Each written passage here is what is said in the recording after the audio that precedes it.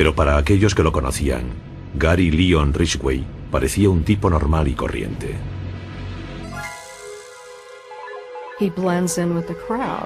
Se confundía con la multitud. No había nada en él que hiciese saltar la alarma, y por eso era tan efectivo a la hora de engañar a las mujeres. Gary Ridgway es de lo mejorcito cuando se trata de matar. La mayoría de los asesinatos se resuelven en un par de días, pero Ridgway salió impune durante décadas. El asesino de Green River.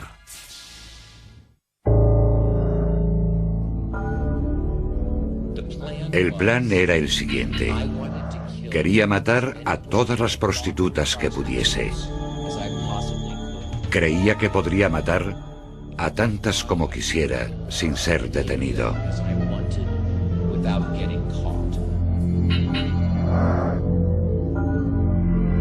El 5 de noviembre de 2003, Gary Leon Ridgway se confesó culpable del asesinato de 48 mujeres.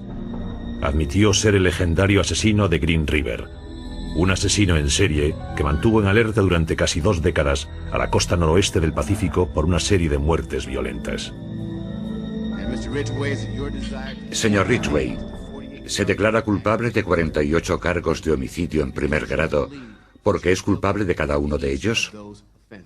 Sí. En el tribunal se leyeron uno a uno los lugares, las fechas y los nombres de las víctimas, y Gary Ridgway, impasible, reconoció cada uno de los asesinatos. Por la muerte de Wendy Lee Cofield, culpable. Colin R. Brockman, culpable. Yvonne S. Antosh, culpable. Patricia M. Barsak, culpable.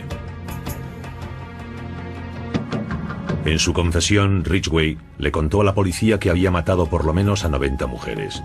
Tantas que no era capaz de recordar sus caras, sus nombres y a veces incluso dónde se deshizo del cuerpo. Las víctimas eran prostitutas y fugitivas que vivían en Seattle, Washington o en los alrededores, algunas de ellas incluso de 16 años.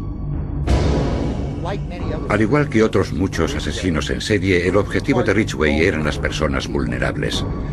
Y las prostitutas son las más vulnerables de todas. Es el asesino en serie más prolífico de Estados Unidos. Y sus primeras víctimas aparecieron aquí, en el Green River. Estábamos todos horrorizados. Esos eran los lugares donde hacíamos picnic, donde nadábamos, donde nuestros niños corrían y jugaban, hasta que empezaron a aparecer los cuerpos.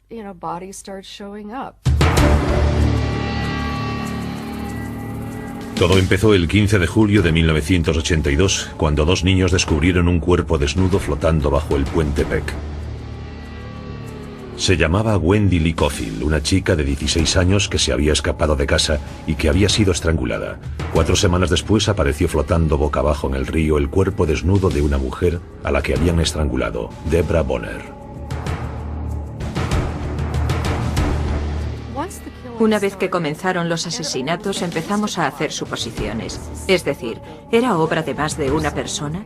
¿Cómo empezó y dónde acabará todo esto? ¿Cómo es posible? Todo sucedía en Green River. Y los asesinatos continuaron. 3 días después, el 15 de agosto. Un barquero nos dijo que había estado navegando río abajo y vio lo que parecían ser 2 maniquíes en la orilla del río. Pero cuando se acercó se dio cuenta de que no eran maniquíes, de hecho eran cuerpos humanos.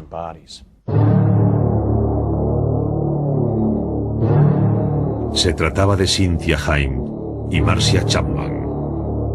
Estaban sumergidas hasta el pecho, atadas a unas piedras. Ambas habían sido estranguladas.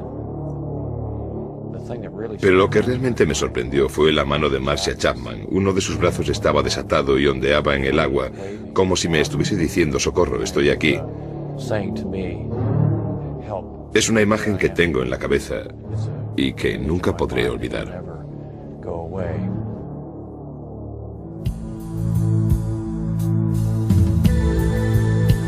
Cuando el detective principal, Dave Reicher, descendió al lugar donde estaban los cuerpos, se encontró con otra víctima tirada sobre la hierba. Se llamaba Opal Mills. En aquella época, Reicher no sabía que las pruebas que había en esas escenas ayudarían a capturar al asesino de Green River casi 20 años después. Cuando las víctimas empezaron a aparecer en el río, Ridgway estaba solo a unos minutos de allí, trabajando en la Kenworth Trunk Company de Seattle. En el año 1982 ya llevaba trabajando allí 11 años. Gary era pintor, hacía los dibujos en los camiones con cinta adhesiva. Era un trabajo que requería destreza y precisión. Era el puesto ideal para Gary Ridgway. Era meticuloso. Le gustaba asegurarse de que todo estaba perfecto. Perfecto para él. Muchos de sus compañeros de trabajo opinaban que había algo en Gary Leon Ridgway que no era del todo correcto. Cuando pasaba una mujer, todos nos quedábamos mirándola. Pero él tenía algo oscuro en la mirada, se quedaba como ensimismado. Sin embargo, nadie sospechó lo diferente que Gary Leon Ridgway podía llegar a ser en realidad. Entre el otoño y el invierno de 1982, nadie en Seattle tenía ni la más mínima idea de la identidad del asesino de Green River, a pesar de que se escondía a simple vista entre ellos. Era una persona muy poco llamativa hasta que se descubrió que había matado a docenas de mujeres, y ahí residía parte del secreto de su éxito. Su apariencia y su comportamiento eran como el de todo el mundo, y no se comportaba ni se parecía a nadie en particular, así que pasaba desapercibido sin levantar sospechas.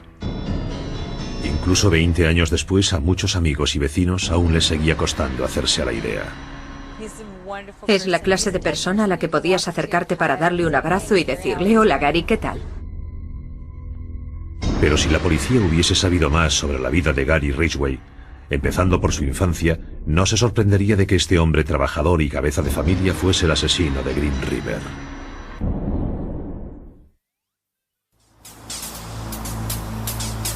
En agosto de 1982 se encontraron los cuerpos de las primeras víctimas del asesino de Green River. Enseguida cundió el pánico en los alrededores del río, que hasta entonces habían sido tranquilos. Para ser sincera, mi mayor miedo era estar en el lugar equivocado en el momento equivocado, estar allí para presenciar cómo alguien se preparaba para tirar un cuerpo al río. Durante ese verano, cada vez que iba sola en el coche, aparecía la policía para preguntarte qué estabas haciendo.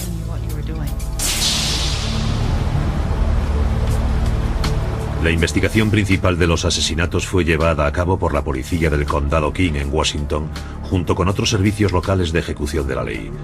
Supieron que se trataba de un asesino en serie cuyo objetivo parecía ser los transeúntes que trabajaban en La Franja, una zona de mala fama próxima a la autopista del Pacífico Sur, que va desde SeaTac hasta Seattle. Eran las víctimas perfectas. Se subían en el coche y lo hacían con discreción porque no querían que las descubriese algún policía de la secreta que podría estar observando. No querían que las descubriese la patrulla de la policía que vigilaba la zona. Por eso, como las víctimas actuaban siempre así, se convertían en blancos fáciles. A finales de 1983 habían aparecido 13 cuerpos y 2 docenas de mujeres estaban desaparecidas.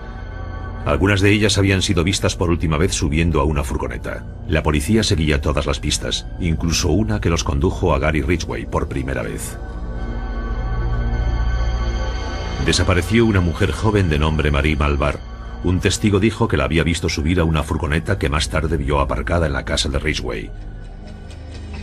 La policía lo interrogó y él los convenció de que no era su hombre.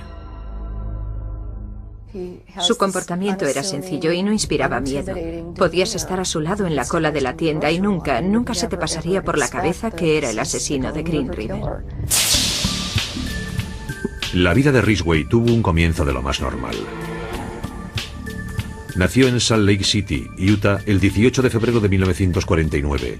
Fue el segundo de los 3 hijos de Mary y Thomas Ridgway. En 1960 la familia se trasladó al estado de Washington. Se instalaron en una casa pequeña de 3 dormitorios en McMicken Heights, que ahora pertenece a la ciudad de SeaTac. Nuestro vecindario era como un barrio de obreros. Había muchos niños que iban al colegio y jugaban todos juntos. El padre de Ridgway era conductor de autobús de la compañía Metro, que hacía la ruta de la autopista del Pacífico Sur hasta Seattle. Atravesaba la infame franja donde Gary encontraría a la mayoría de sus víctimas algún tiempo después. En casa, los Ridgway parecían la típica familia de las afueras. Al padre de Gary le encantaba montar mercadillos de garaje, mientras que su mujer era una gran jardinera. Le encantaba trabajar en el jardín, saludaba con amabilidad con aquel sombrero suyo de paja. Siempre andaba por fuera arreglando los árboles, podándolos o haciendo cosas por el estilo. Pero Ridgway desvelaría más tarde otros recuerdos de su madre. Mojaba la cama hasta que se convirtió en un adolescente, y aún se acuerda de su madre lavándole los genitales. Desarrolló un deseo sexual muy intenso hacia ella, mezclado con la humillación. Contaba que la observaba mientras tomaba el sol y que tenía fantasías sexuales con ella. Y casi al mismo tiempo, el señor Ridgway afirmaba que odiaba a su madre y que la quería matar. La mayoría de los asesinos tienen muchas fantasías en su vida, en las que mezclan la sexualidad y la violencia. Por eso llegan a creer que no pueden tener una sin la otra. La primera vez que matan puede ser incluso por diversión. Ese parece ser el caso de Ridgway, que perpetró un intento de homicidio. A la edad de 16 años se acercó a un niño de 6 que estaba jugando a indios y vaqueros. Ridgway lo llevó engañado a una zona boscosa. Una vez allí sacó una navaja y lo apuñaló. El niño se quedó muy asustado y el señor Ridgway, según contó el crío, dijo lo siguiente: solo quería ver lo que se siente cuando matas a alguien. Acto seguido se marchó riéndose. El niño sobrevivió, pero nunca identificó a Ridgway, quien admitió haber disfrutado con otros comportamientos aberrantes. Confesó que le encantaba el fuego y también que había asfixiado a un gato. Cuando asistía al Instituto Tai, Ridgway podía parecer cualquier cosa menos una persona peligrosa. De hecho, le causó una gran impresión a una de sus compañeras. Me caía bastante bien. Incluso se podría decir que por aquel entonces sentí algo por él. Lo que más recuerdo de Gary es su sonrisa y sus ojos. Cuando sonreía le salían hoyuelos y le brillaban los ojos. Ridgway no era un buen estudiante. Sus notas estaban llenas de suspensos. Tenía un cociente intelectual por debajo de 80 y tuvo que repetir curso 2 veces. Ridgway se relacionaba con otros adolescentes en el local del club de la comunidad, donde celebraban un baile cada sábado. Pero en una ocasión tuvo una pelea con un chico de la escuela. En realidad se meó por la pierna de mi hermano en la zona de descanso. Gary lo insultó y mi hermano le pidió que retirara el insulto. Gary se giró y le meó por la pierna. Mi hermano le pegó, así que nos echaron a patadas del baile y esa noche tuvimos que volvernos temprano para casa. En junio de 1969, Ridgway se graduó en el Instituto Tai a la edad de 20 años. En agosto de ese mismo año se alistó en la Marina. El verano siguiente se casó con Claudia Craig, una chica con la que llevaba saliendo varios años. Poco después, Ridgway salió embarcado durante 6 meses por el Pacífico Occidental. Pasaban el tiempo visitando varios puertos, entre ellos el de Filipinas, donde parece ser que estuvo con prostitutas. Ridgway pagó un precio muy alto por sus encuentros sexuales, el de las enfermedades venéreas. Los registros médicos de la Marina muestran que a Ridgway se le diagnosticó gonorrea. Culpaba a las prostitutas por haberle contagiado. Después, cuando volvió a los Estados Unidos, descubrió que su mujer lo había engañado. Descubrió que Claudia había tenido una aventura con otra persona. Se puso furioso. Dijo que su primera mujer se había convertido en una prostituta. El matrimonio de Ridgway se acabó, pero su odio hacia las prostitutas, que más tarde lo llevaría a actuar, estaba comenzando. Volvió a SeaTac en 1972. Soltero de nuevo y licenciado con honor de la Marina, consiguió un trabajo a tiempo completo como pintor de furgonetas en la planta local de Kenworth. Para aquellos que lo conocieron parecía una persona normal. No había forma de saber que se estaba volviendo un demonio disfrazado.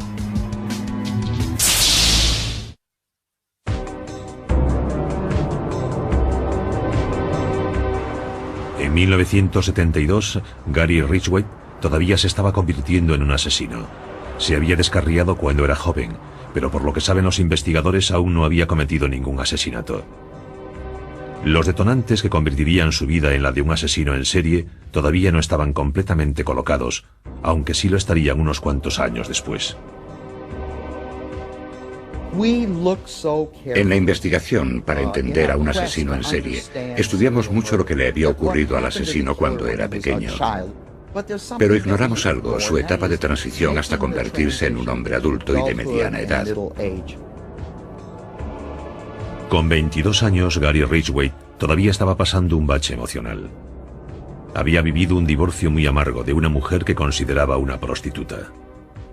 Estaba enfadado, pero eso no quiere decir que quisiese estar solo. Quedarse en casa sin una mujer a su lado no era el estilo de Gary. Cuando la gente piensa en un asesino en serie, tiende a pensar en un hombre solitario que no es capaz de tener una relación y que no puede mantener un trabajo a tiempo completo. Pero la verdad es que es justo lo contrario y Ridgway es el ejemplo perfecto. Tan solo unos meses después de que Claudia y él se divorciasen, ya había encontrado a otra persona. Conoció a una mujer llamada Marcia Winslow en un conocido local para solteros muy popular. Al cabo de un año, Gary y Marcia ya eran marido y mujer. Ella satisfacía sus necesidades. Al principio era muy servicial, cocinaba para él y le proporcionaba actividad sexual cuando él quería. Disfrutaban del sexo en cualquier parte. En especial al aire libre, en el grandioso escenario del oeste del estado de Washington. A Gary le gustaba practicar el sexo al aire libre en diversos sitios a lo largo del Green River, en el campo y en diversos lugares de las autopistas. Simplemente salía de la carretera para practicar sexo. Más tarde esos lugares le servirían para deshacerse de las mujeres que mataba. Pero en aquel momento la vida de Gary Ridgway parecía respetable. Todo cambió en 1975 cuando Marcia dio a luz un niño al que llamaron Matthew. Al señor Ridgway no le hacía demasiada gracia tener un hijo. Eso cambió la relación con su mujer. Ella dejó de estar disponible para él y además hubo un periodo de tiempo durante el cual ella no podía mantener relaciones sexuales. Algún tiempo después, cuando pudieron mantener relaciones, su comportamiento empezó a cambiar. Lo que en su momento fueron jugueteos divertidos junto al río, se convirtieron entonces en unos encuentros escalofriantes. Tenía la costumbre de acercarse sigilosamente por detrás y asustarla. Parece ser que en algunas ocasiones sus jugueteos preliminares consistían en estrangularla, como él decía. La agarraba por el cuello y lo oprimía para cortarle la respiración. Marcia se marchó y pidió el divorcio. Si Gary Ridgway pensaba que su vida estaba acabada cuando se rompió su primer matrimonio, cuando Marcia rompió con él se sintió incluso peor. Años después le diría a la policía que la pérdida de Marcia fue un punto sin retorno. Pensó que había estado equivocado. Dijo que debería haberla matado, y parece ser que fue después de todo esto cuando comenzó la violencia. Ridgway afirmaba, si hubiese matado a mi segunda mujer, nunca habría matado a esas prostitutas. En realidad estaba intentando castigarla.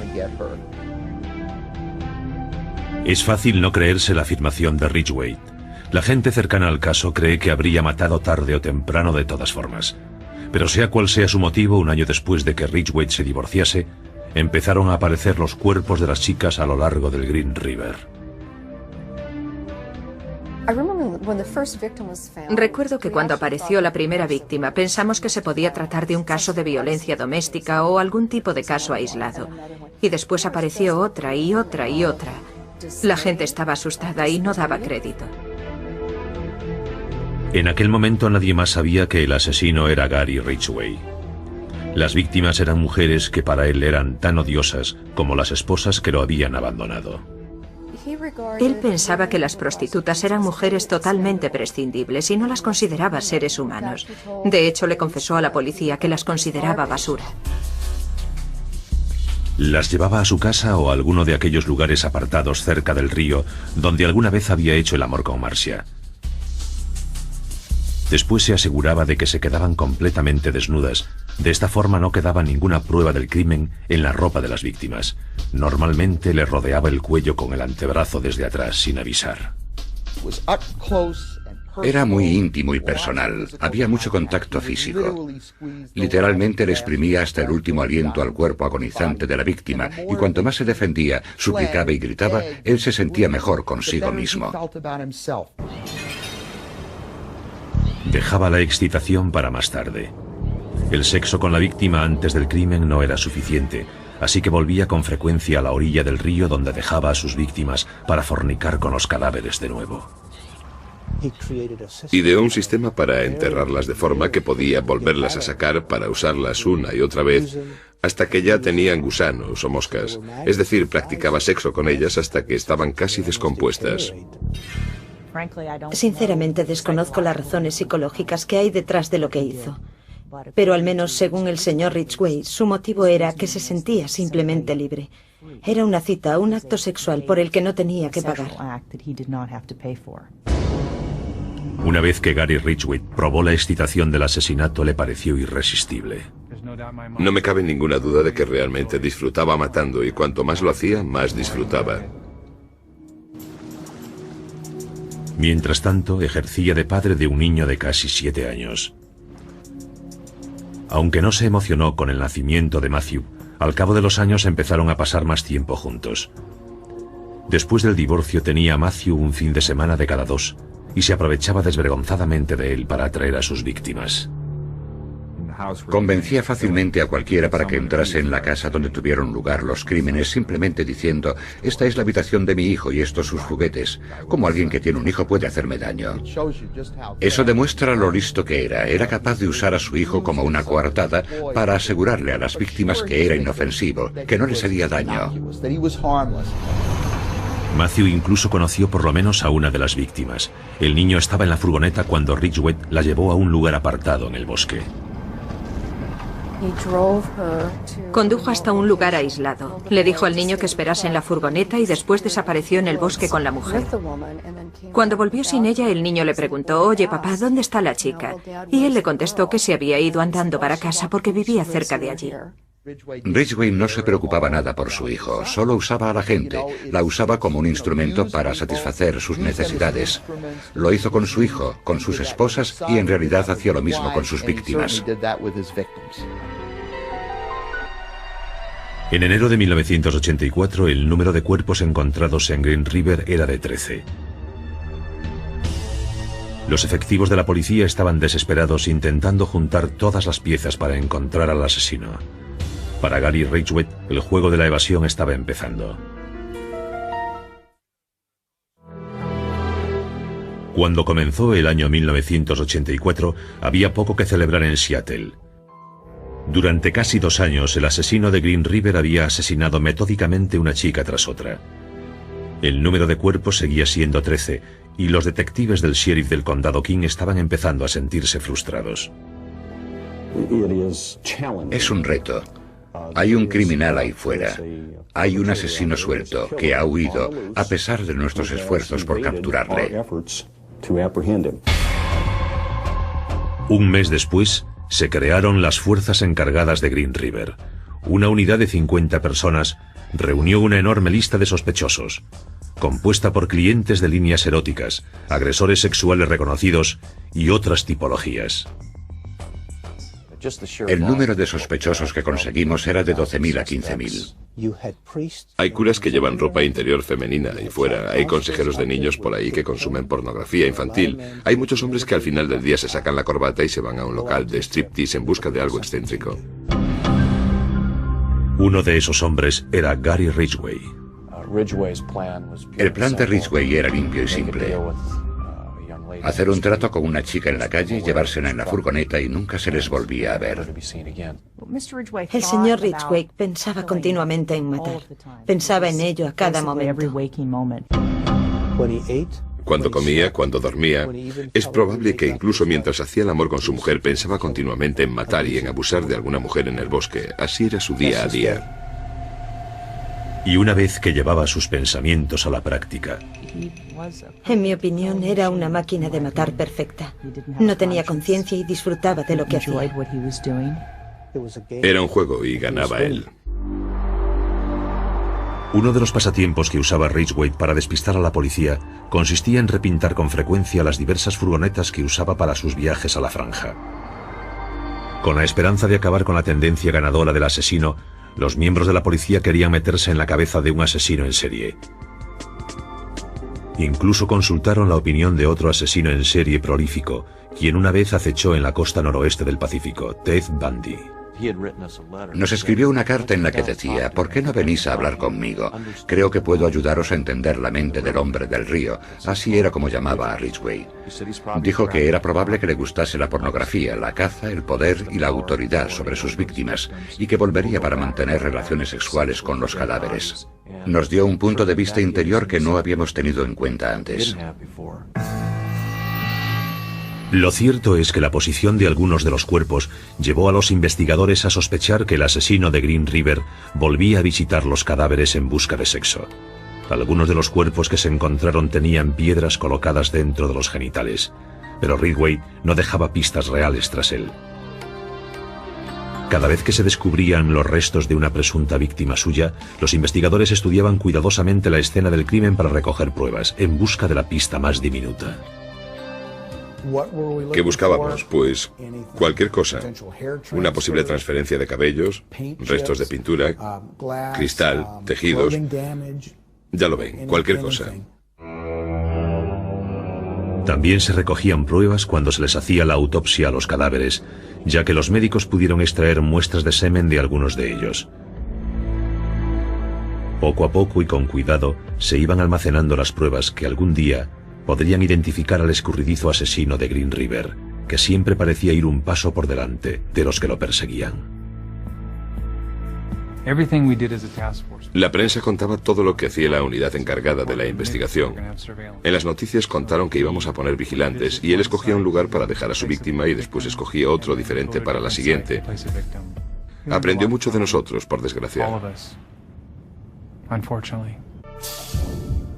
Pero a pesar del talento de Ridgway para engañar, no consiguió hacerse invisible a los ojos de la policía, pues sabían que era un cliente frecuente de las mujeres de la franja. La policía lo llamó para interrogarlo en varias ocasiones. Y aunque había matado a una mujer 3 semanas antes de uno de los interrogatorios principales, no mostró ningún signo de nerviosismo. El comportamiento de Ridgway le permitió incluso pasar la prueba del polígrafo. La prueba del polígrafo se basa en los sentimientos de culpabilidad. Y si nunca te sientes culpable de lo que has hecho, serás capaz de engañar a cualquiera. Pero Ridgway no podía engañar por completo a los detectives. En 1987 volvieron a investigarle. Una vez más, la furgoneta que conducía cuando salía en busca de víctimas llevó a los detectives hasta él. Cuanto más investigábamos a Ridgway, se hacía más obvio que no tenía coartada para ninguna de las fechas. Investigamos los registros de su tarjeta de crédito y cada lugar en el que echaba gasolina. Comprobamos la cantidad de millas que hacía todos los días para ir a trabajar y cuánto combustible consumía normalmente. Pues consumía muchísimos más litros de combustible de lo que necesitaría. Pero ese era el único cargo que teníamos contra él. También había un par de testigos que cuando les enseñamos el fotomontaje en el que estaba la foto de Ridgway, nos dijeron: se parece a este, y señalaron su foto. Los fiscales y los detectives pensaron en detener a Ridgway. Pero no teníamos nada lo suficientemente claro para estar convencidos porque todo era circunstancial. Los investigadores consiguieron una orden para registrar la casa de Ridgway, con la esperanza de encontrar pruebas físicas que demostrasen que era el asesino. Pero la búsqueda fue en vano. El señor Ridgway era simplemente muy bueno en lo que hacía. Mató a todas las mujeres en su habitación.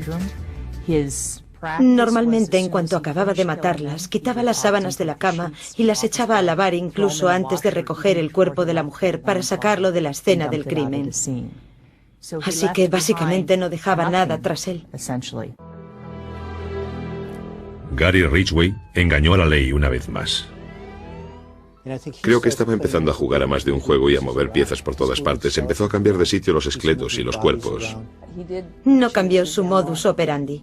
Estaba llevando los cuerpos a lugares más alejados dentro del bosque o las montañas, porque no quería que los encontrásemos. Como se sentía libre para ir a las zonas cada vez más amplias en las que se deshacía de sus víctimas, Gary Ridgway continuó con su cacería y matanza, convencido que nada lo podría parar.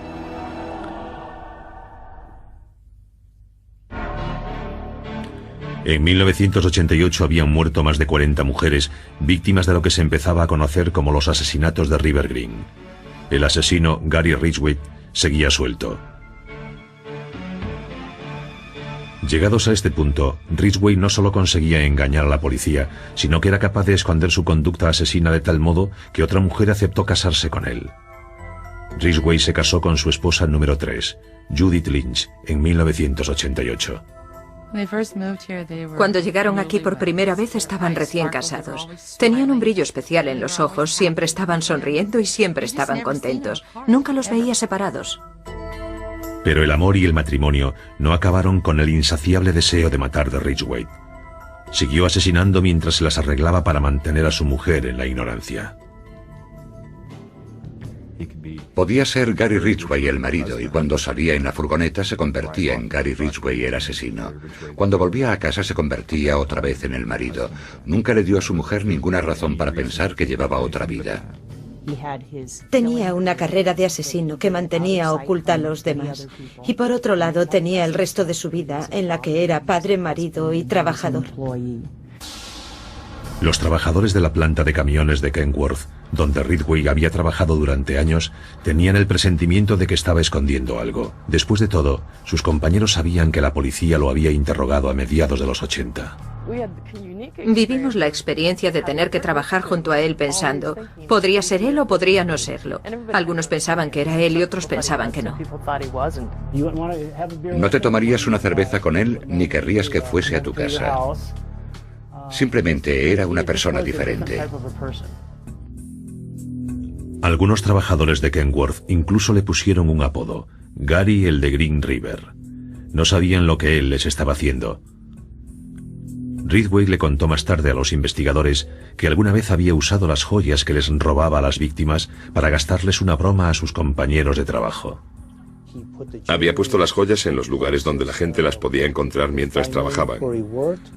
Alguna trabajadora las recogía y se las ponía. Era realmente un gran hallazgo.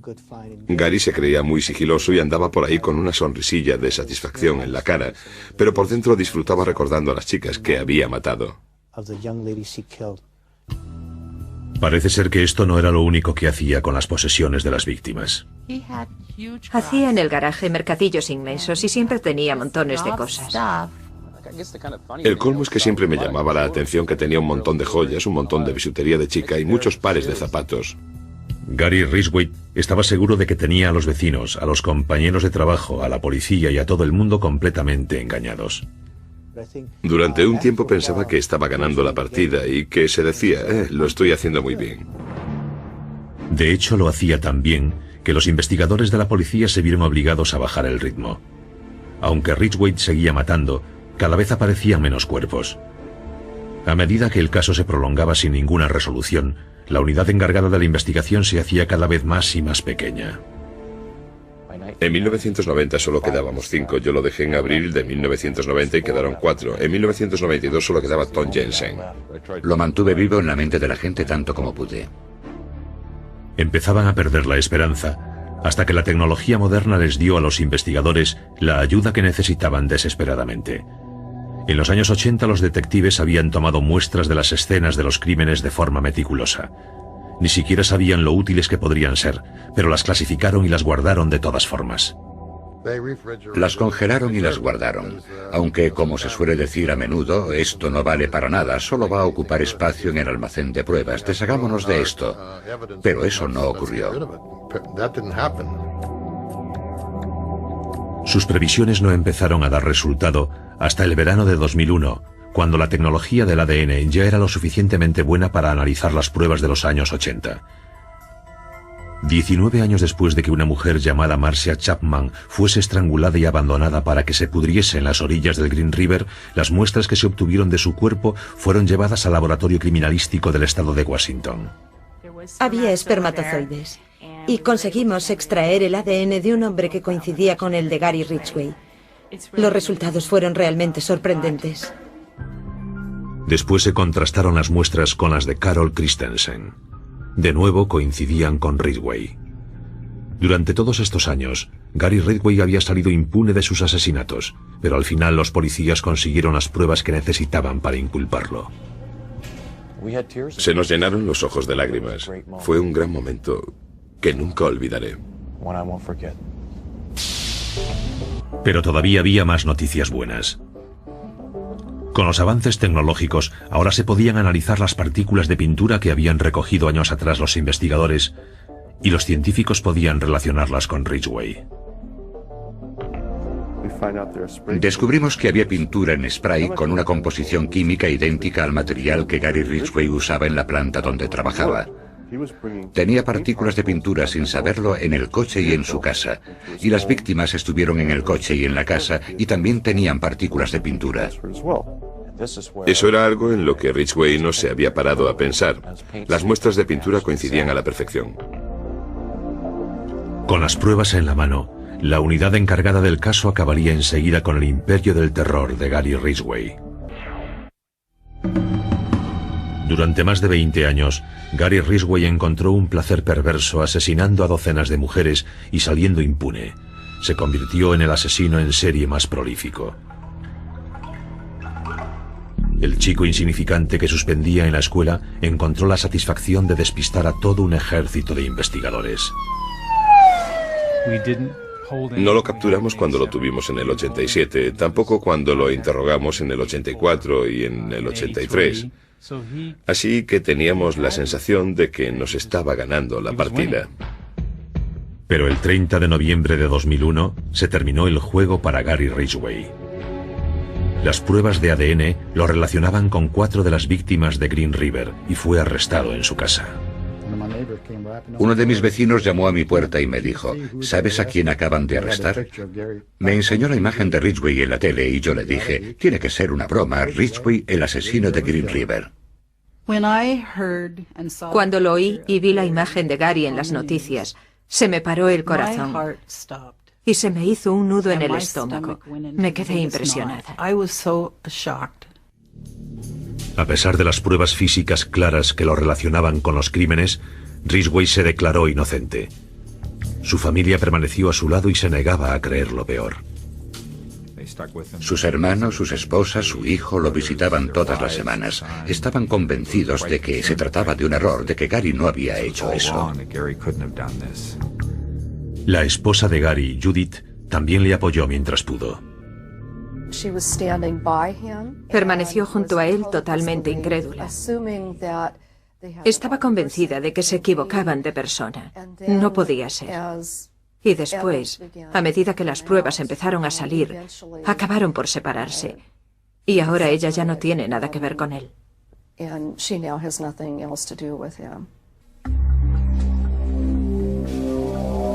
El 5 de noviembre de 2003, desaparecieron todas las dudas sobre la culpabilidad de Ridgway. Se declaró culpable del asesinato de 48 mujeres. Había hecho un trato para colaborar en la investigación y les proporcionó más información sobre las víctimas y los lugares en donde estaban los restos. Haciendo eso se libró del juicio y de una posible condena a muerte. Señor Ridgway, ¿cómo se declara por el primer cargo de homicidio en primer grado de Wendy Lee Caulfield? Culpable. Señor Ridgway, ¿cómo se declara por el segundo cargo de homicidio en primer grado de... Culpable. Culpable. Culpable. Es como si no tuviese ningún tipo de remordimiento por lo que había hecho. Había matado a tanta gente que ni se acordaba de quiénes eran. Me parecía imposible que alguien pudiese matar a toda esa gente y no se acordase de ellos. También les pareció imposible a los familiares indignados de las víctimas que hablaron en el tribunal cuando fue condenado a cadena perpetua sin libertad condicional el 18 de diciembre de 2003. Has dicho que el recuerdo de las mujeres que te has llevado se ha desvanecido, pero el nuestro no. Dices que ellas no significaban nada para ti, pero lo eran todo para nosotros. Era una madre, una esposa y una hermana, y la echamos de menos. Gary Ridgway se quedó allí sentado con cara de piedra mientras los familiares de las víctimas lo maldecían e insultaban. Es un animal. Le deseo una muerte lenta, dolorosa y cruel. Va a ir al infierno porque es un demonio. Poco después se derrumbó la fachada de frialdad cuando el padre de una de las víctimas lo sorprendió con una dosis de humanidad. Señor Ridgway, aquí hay gente que le odia. Yo no soy uno de ellos.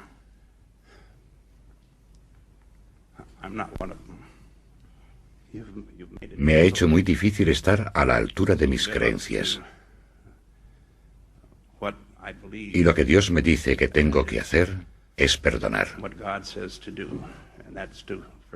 Está perdonado, señor. Aquellas lágrimas y la declaración que hizo ese mismo día ante el tribunal fueron lo más parecido a mostrar remordimientos que Gary Ridgway había hecho nunca. Siento haber matado a esas mujeres. Tenían toda la vida por delante. Siento haberle causado tanto dolor a tantas familias.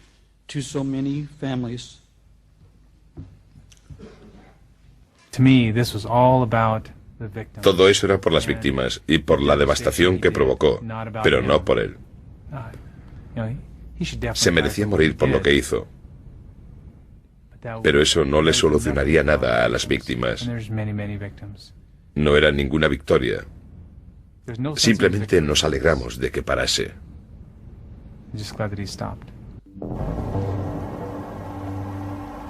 Y quizás nadie, salvo el propio Gary Ridgway, pueda desvelar nunca el secreto que lo llevó a convertirse en el asesino en serie de Green River. En cierto sentido es como si estuviésemos intentando especular con la vida mental de una serpiente. El señor Ridgway es un depredador de los pies a la cabeza. Y al final, por lo menos desde mi punto de vista, la explicación más coherente de por qué mataba es simplemente porque podía.